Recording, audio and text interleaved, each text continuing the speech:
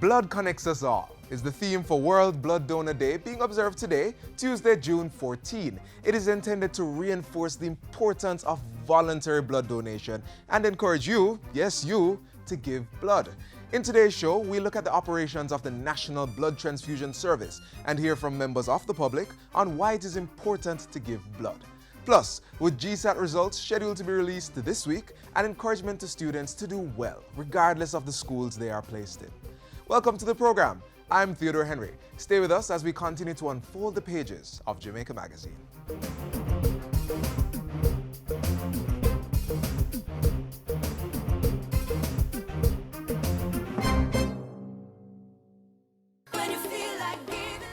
Wait, hold on. Colin, hey, what go on? You know, say, I'm on my way to go look about the farm work program. Aye, I love to do the farm work program there now. But remember, I serve a 5-year prison sentence for a minor crime. Them can't clear it, you know? Yes, Colin can get his record expunged. Expungement is having a conviction removed from your criminal record after certain specifications have been met. Visit the Criminal and Civil Justice Division in the Ministry of Justice for more information.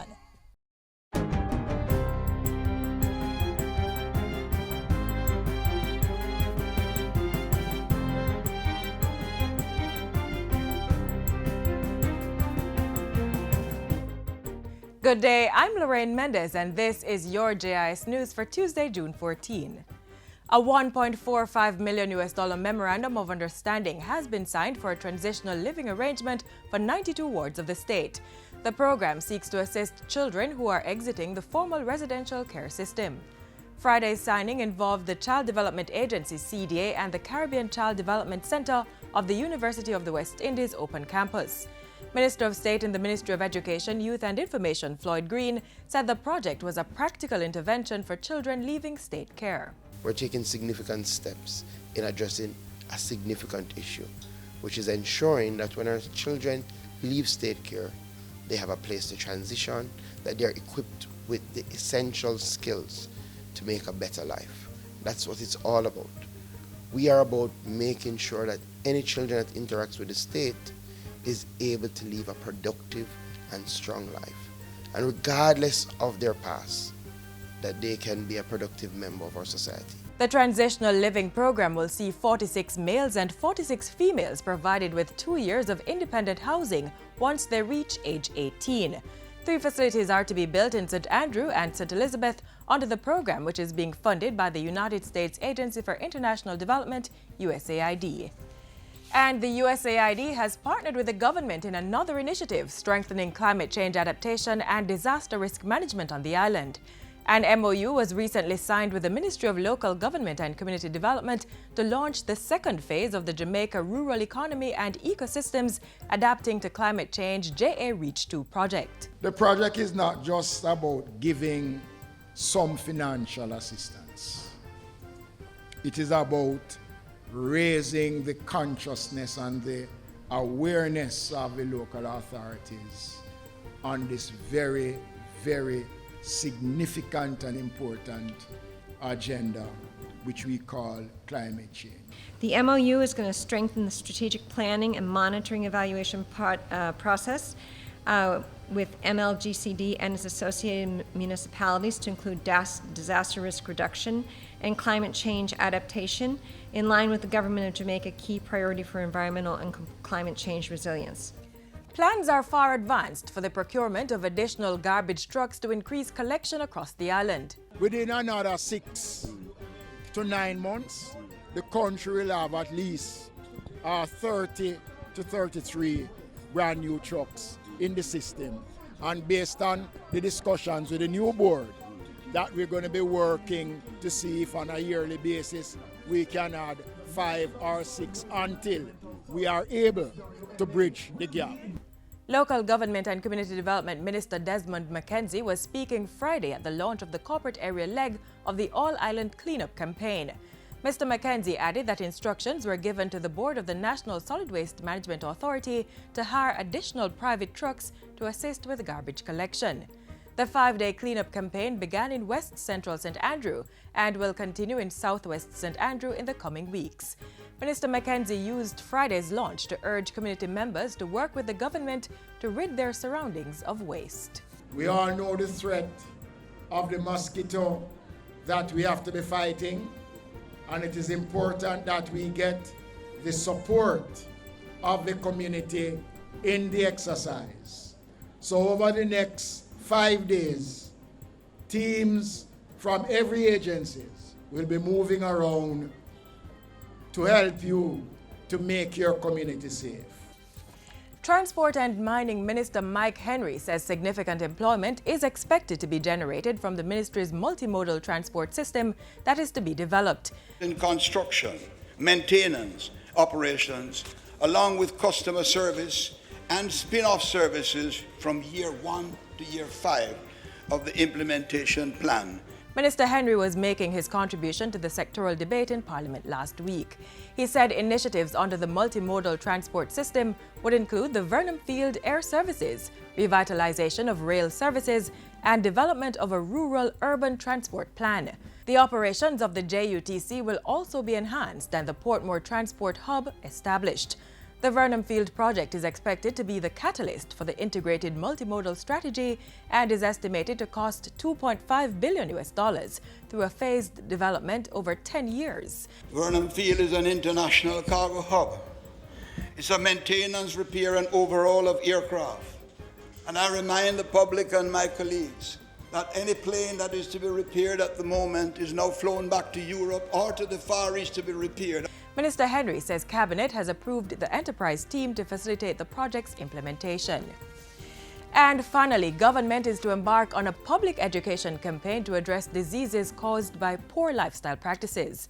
Health Minister Dr. Christopher Tufton says the public education campaign will include the rollout of Jamaica's food-based dietary guidelines aimed at helping citizens create proper and balanced meals to improve their health. Work will also be done with food industry stakeholders to give consumers the chance to make informed choices through proper labeling, caloric and nutritional values, as well as portion sizes. We have to get to the stage where people are armed at least with information and the consequences of their action, and then they are motivated and encouraged to take the appropriate action that will preserve their own sustainability from a health perspective.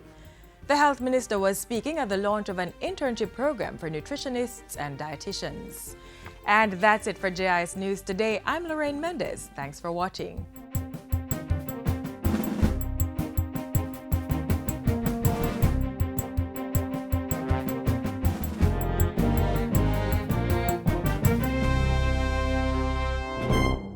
This is the Aedes aegypti mosquito that spreads the Zika, chikungunya, and dengue viruses. Protect yourself from the bite of this mosquito. A message from the Ministry of Health. The Health Ministry, through the National Blood Transfusion Service, has joined the international community to observe World Blood Donor Day, today, June 14. Learn more on the work of the National Blood Transfusion Service and how you can donate blood.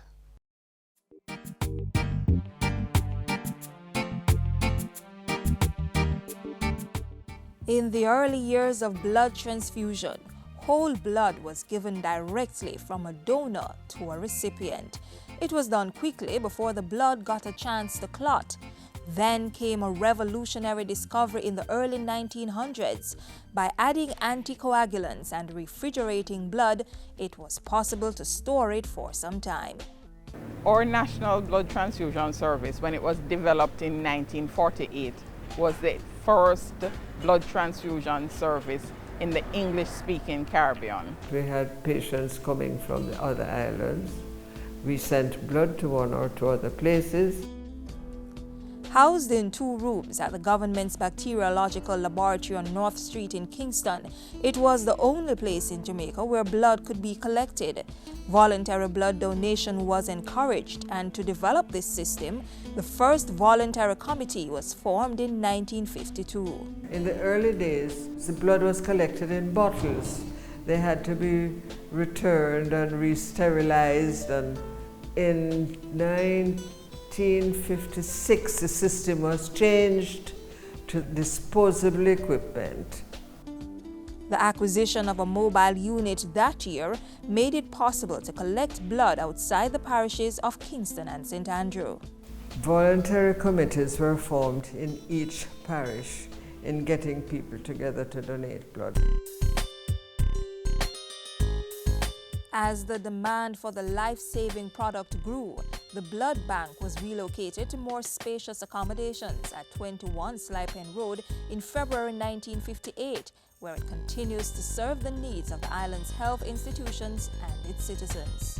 Initially, we paid our donors to get the units. However, Jamaica stopped paying donors long before many other countries, and now our donors all come as voluntary, non-remunerated donors or replacement donors. From expansion to modernization, the National Blood Transfusion Service, the NBTS in Kingston, has undergone several changes to improve its service to the country and keep pace with global standards. Through the initial support of voluntary committees, blood collection centers now operate in hospitals across the country. And there are 9 such centers between Westmoreland and Port Antonio.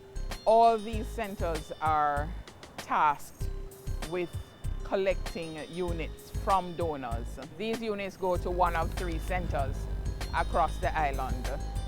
Here, the headquarters at Slipen Road or Cornwall Regional Hospital or University Hospital, where they are separated into components.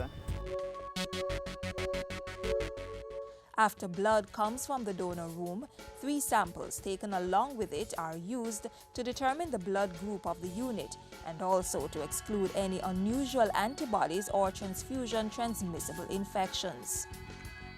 In the meantime, the unit collected is separated into components and safety confirmation checked.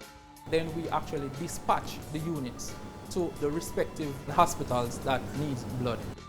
And those needs are often urgent. It was scary. I was pregnant and actually ended up in the hospital. This just seemed like the end for me, because if I need blood and there's none, how am I going to live? And this is why it's important for people to really have a continuous donation of blood. The blood bank collects an average of 30,000 units per year.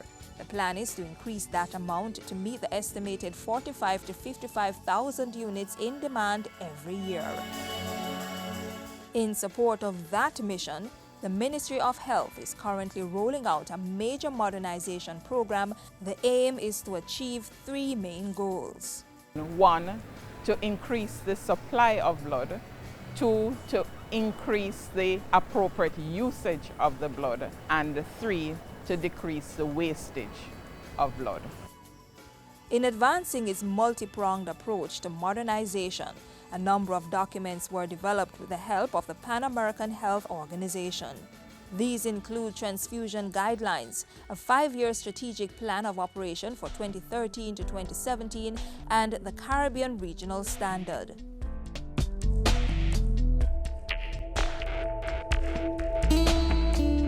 We at the National Blood Transfusion Service are confident that with the new guidelines, a robust mobile system, and good marketing, we can in fact meet the needs of the country. But meeting those needs will depend on every Jamaican. I have been giving blood for over 5 years now. It is healthy to give blood, and everyone should donate blood. I've been a blood donor since 2004. Ever since I started, it became a competition between my mother and myself. And it's a good feeling to think that you're really helping. Helping to keep family members, neighbors, co-workers and classmates alive. The National Blood Transfusion Service continues to build on a foundation of service, encouraging voluntary blood donation, providing the lifeblood of a people.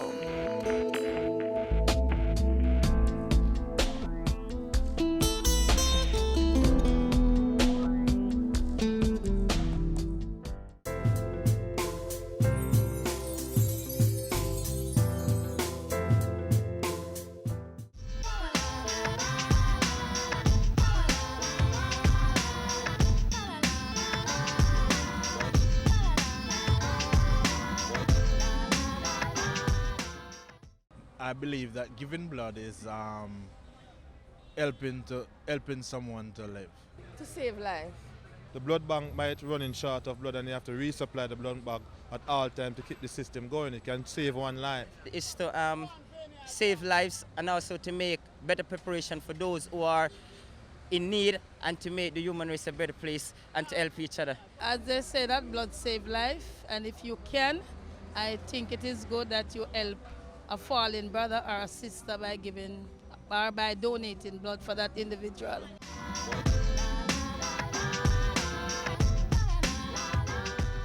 Tense, nervous, anxious. Words that may describe the mood of some grade 6 students and their parents as they await the results of the grade 6 achievement test, GSAT, this week. The Education Ministry encourages youngsters to bloom where they are planted. Here's how one school emphasized that message.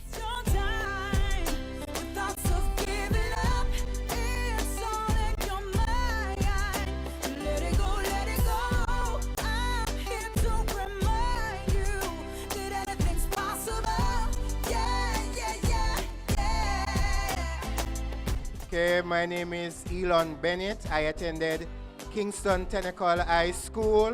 Good morning, everyone. I'm a past student of the Wolmer's Girls School, proudly. My name is Denise Reed. My name is Keisha Nugent. I'm a past student of Wolmer's Girls School. Our motto, Age Quadagis. Whatever you do, do it to the best of your ability. My name is Vicky Miller. I am a proud graduate of Tivoli Gardens Comprehensive High School. My name is Keita Campbell, Tivoli Gardens High School. Motto, studies transform into character. Good morning, students. Good morning, everyone. My name is Everton Pessoa, and I'm a graduate of the #1 school in Kingston, Jamaica, Norman Manley High School. Yes. Boys and girls, I am not contending my school because I know you all know that Dintil Technical High School is the best high school in Jamaica. Okay? And I just want to tell you that you can strive for whatever you want to be. It's not where you go, it's what you do. Clap them, boys and girls. I'm gonna ask. The teachers came up with this idea to have a uniform day so that the students who generally do the GSAT examination so that they can feel proud of themselves. It doesn't matter what school they are placed. Sometimes when the result comes out, they feel as if they are worthless. You know, they didn't work real hard and they don't feel where they have been placed satisfying to them. Some will cry, some feel as if they won't reach anywhere. But we want to encourage them. So we want them to understand that if they look around, they will see different teachers from different schools. Some teachers went to Denham Town, some went to Immaculate, some went to Wolmer's, but we're all here and we're all excellent teachers. Most students want to transfer from the school they went to. Like, for example, if you go to a school like Denham Town or Tivoli, it doesn't matter, you have to just study hard and focus on your goals and achieve what you learned in class and just to be focused. But I went to Denham Town and persons looked down on Denham Town. I am now a teacher at this school. When I just left Denham Town, I went to many places to ensure that I got all the subjects I needed. Now I hold a CPS, what is that? I'm a certified professional secretary. I moved from there. I now hold 2 diplomas in education. I'm a primary school teacher. I'm also a trained guidance counselor. I moved on from there. I went to UWI, that's the University of the West Indies. I'm a holder of a bachelor's degree in psychology and political science. Sometime later, I moved on to do my master's degree at Florida International University. So I now hold a master's degree in curriculum and instruction. Students, how far you climb, how much you see, how far you reach, depends on you. Let nothing stop you. You can conquer the world by doing what it is you need to do. Now, whichever school grade 6 you are placed, you're going to go there and do your best. Your mind is a very strong tool. You might say to yourselves, I am dunce, but there's no such word as being dunce. You're going to tell yourself, I can make it. Visualize what you want to become. If you want to become a teacher, see yourself as a teacher. If you want to become a doctor, see yourself as a doctor. Well, it's a constant work and a constant encouragement to the students because, you know, sometimes they feel as if they don't go to the traditional high school, you know, they feel inferior. But I'm here to tell them that you don't have to feel inferior because I went to Norman Manley. So it's not where you go, it's what you do where you are.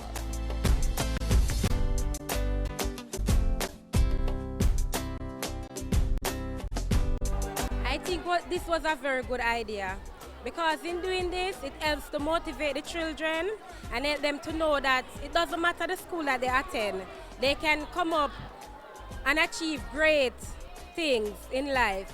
I feel great because it motivates the children to let them know that if it's not the school that you go, it's what you go there and do, and that if you pass for a non-traditional high school, you can still do the same as if you pass for a traditional high school. I feel overwhelmed because the teacher showed us that even though if you pass for a traditional or non-traditional, only thing you have to do is go to your high school and make the best out of it because you can become what you want in life only if you put your brain to it and work hard.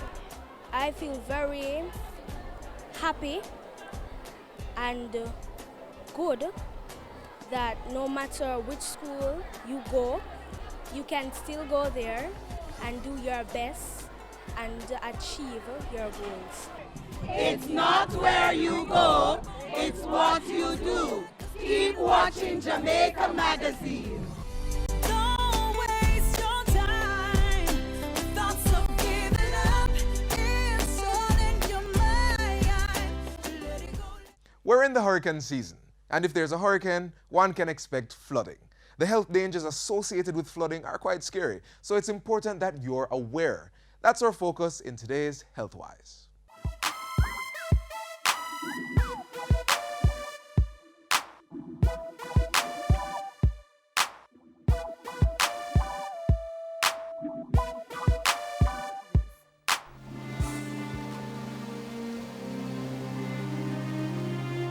Drowning is not the only risk associated with flood waters. There are in fact many other dangers. Walking in flood waters is not exactly a stroll in the park. It is very dangerous and must be avoided at all costs. Even if the water level is below your knees, you need to be extremely cautious because flood waters contain visible and hidden dangers.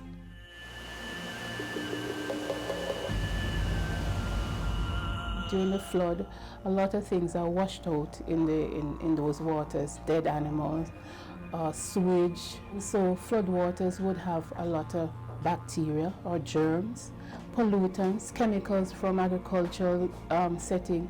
So there are lots of things that can impact and have serious human health effect that can be present in flood waters. Many of us usually take a chance by driving through flood waters, but this is a dangerous practice and motorists must avoid the temptation.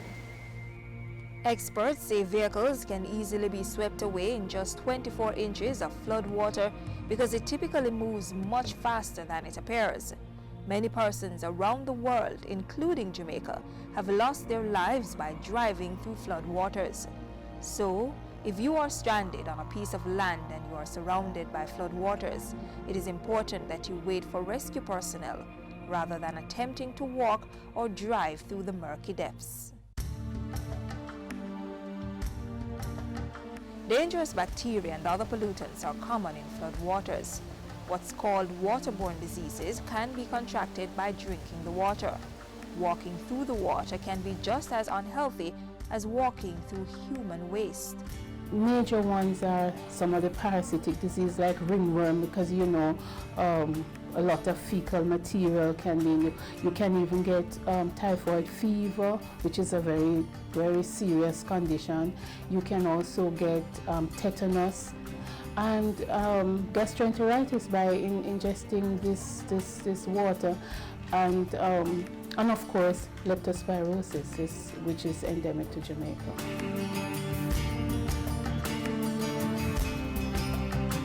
Leptospirosis is a bacterial disease that affects humans and animals. Doctors say it is a serious illness that may affect many parts of the body. All animals are reservoirs of leptospirosis, and it also causes diseases in them. But some of the major ones, of course, is our domestic animal, and closest to us, the dogs.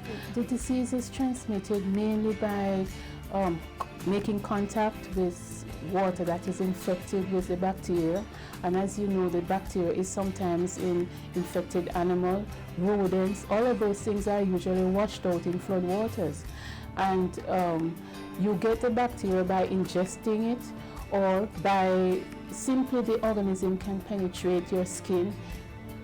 Worse yet, if you have a cut or some abrasion, it will be much easier for the bacteria to enter. The symptoms of leptospirosis may include dry cough, fever, headache, muscle pain, nausea, vomiting, and diarrhea. If you have any of these symptoms or observed them in a family member, visit your doctor or any government hospital or clinic immediately. Doctors say untreated leptospirosis can cause death in a short time in humans and animals. There is treatment for it, but of course we would prefer if you do not wade in flood waters, because there are multitudes of germs that can be present in this water. There is treatment, but hopefully you would get to a health facility early enough so you can be diagnosed and treated. According to medical experts, disease prevention consists of good sanitation. So with proper sanitation, leptospirosis and other waterborne diseases can be prevented. October, November, December is when we see most of our cases of leptospirosis. So we would certainly advise the public, young people especially, the water may look attractive, but this is really not safe water for you to recreate in. And this would certainly help to prevent some of these diseases such as leptospirosis. We are still in the hurricane season, which among other things means the heightened possibility of flooding. So protect yourself and your family from the dangers of flood waters.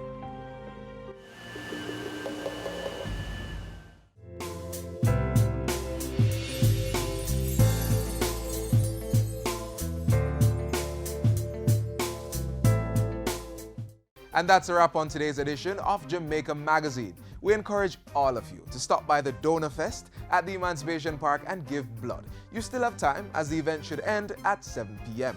For queries on today's show, send an email to jamaicamagazine@jis.gov.jm and keep informed through our website, jis.gov.jm, and on our social media platforms. I'm Theodore Henry. Thanks for watching. Have yourselves a great evening.